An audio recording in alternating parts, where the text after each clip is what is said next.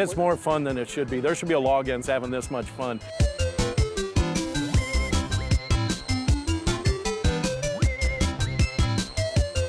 So we brought a crew of 4. Everything gets set out on a 1-meter grid. We get our tape measures out, find the corners, so we hook up all of our equipment, and we get 4 drones out, and we get them about where we think they need to be, and we do a little hover test. So the drones will go up about 3 or 4 meters, hover, and come right back down exactly where they're supposed to be. Everything's off of GPS.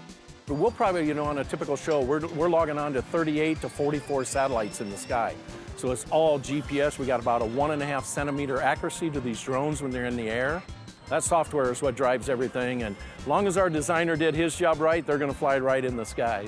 And then we lay the grid out from those 4 corners, set that all out, and there's a number of checks that have to be done. Wind-wise, we can take up about 20 to 22 miles an hour wind during a show, and then sit back and watch that show.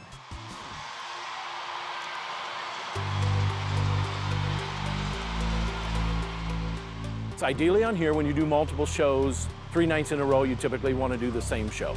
Now, if we were going to do it this weekend, next weekend, we might tweak that a little bit just to change the show up just a little bit, maybe change the music track or something like that.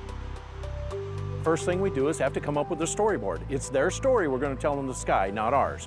So we come up with a storyboard, and it's typically 18 to 22 scenes. Let's go 1 through 20. We put that storyboard together. Every show is unique.